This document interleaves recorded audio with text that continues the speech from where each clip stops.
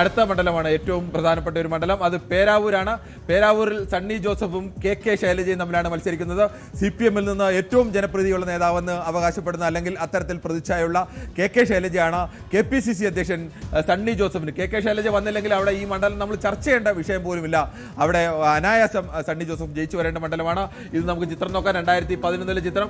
അതിനു മുമ്പ് കെ ശൈലജ അവിടെ 2006 വിജയിച്ചാണ്. 2011 കെ ശൈലജ ആദ്യം സണ്ണി ജോസഫിനെ പരാജയപ്പെടുത്തുന്നു. അതിനുശേഷം സണ്ണി ജോസഫ് കെ ശൈലജയെ പരാജയപ്പെടുത്തിക്കൊണ്ട് 56,151 വോട്ടിന് നേടി 3,440 വോട്ടിന്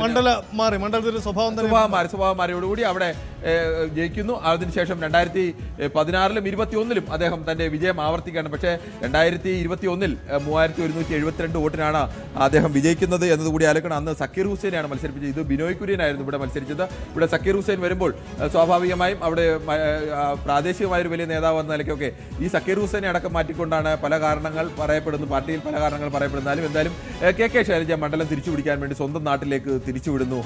കെ ശൈലജ ജയിക്കുമോ തോൽക്കുമോ അല്ലെങ്കിൽ സണ്ണി ജോസഫ് ജയിക്കുമോ, രണ്ടായാലും രണ്ട് പാർട്ടിയെ സംബന്ധിച്ചും അത് അഭിമാന പോരാട്ടം. അതെ, കെ ശൈലജ ഏറ്റവും മികച്ച സ്ഥാനാർത്ഥിയാണ്, അവിടുത്തെ തർക്കമൊന്നുമില്ല. പക്ഷേ ശൈലജയ്ക്ക് ഏറ്റവും എളുപ്പമല്ല സാഹചര്യങ്ങൾ. മറ്റൊന്നും കൊണ്ടുമല്ല, 2021-ൽ മത്സരിച്ച സണ്ണി ജോസഫ് അല്ല ഇപ്പോൾ അവിടെ മത്സരിക്കുന്നത്. അദ്ദേഹം ഇപ്പോൾ KPCC പ്രസിഡന്റാണ്.